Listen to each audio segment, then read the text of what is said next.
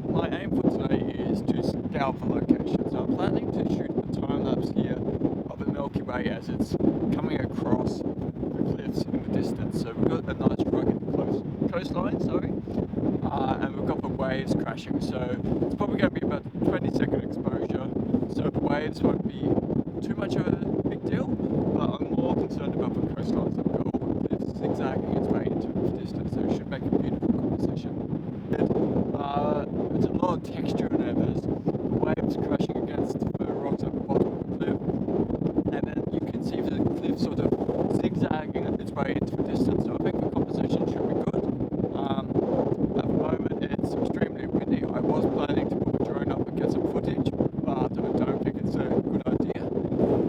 So the plan is to have the Milky Way rise over here. It's going to come across here, so the core should be sitting directly above the cliffs here. Unfortunately, it's going to be quite late in the morning, so we're going to be approaching blue hour where the sun is directly above. But the whole movement throughout the night should give us a beautiful source of nice rugged cliffs leading up into the distance, and then we've got the waves crashing against the shore. So it's going to give us a few leading lines, which should make a beautiful composition for the time lapse and a great image in general. So that is a plan. Whether it all comes together or not, we'll have to wait and see. So I've just got photo pills open.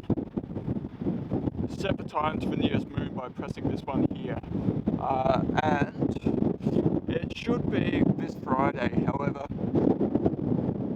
I'm working that day, so I'm going to be looking for the nearest day. Unfortunately, the weather's also looking quite cloudy at the moment, so it's not ideal.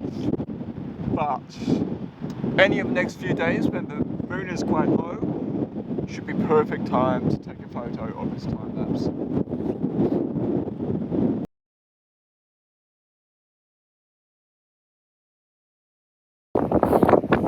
So I've got the camera set up. We're just doing the time lapse now. I decided with 15 seconds, ISO 5000, and it's at f2.8. So I'm looking for around, I think it's about an hour and a half worth of footage. So it's about 8 minutes of shooting will give me about 1 second of video. So it's not going to be a long video.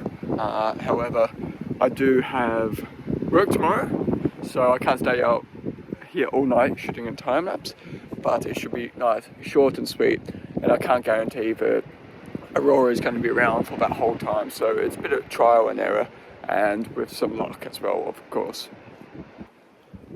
So a bit about the conditions tonight. So at the moment we're currently sitting at a BZ of around -20, so that basically is the strength at which the particles from the sun eruption essentially is colliding with the Earth's atmosphere. So the lower the negative number, the better. So -20 is actually quite strong. That translates to a KP of roughly 7. KP is more practical for Northern Hemisphere, so it's not extremely relevant down in Australia and the Southern Hemisphere, but overall it's a very strong night tonight. It's not quite as strong as the one we had in March, but it's probably up there with the second strongest one we've had in 20 years. So it's a very good night to be out hunting auroras. So we've actually got bars and bright red in the sky. This is actually the strongest I've ever seen it in the Southern Hemisphere. It's absolutely incredible right now. Colour everywhere.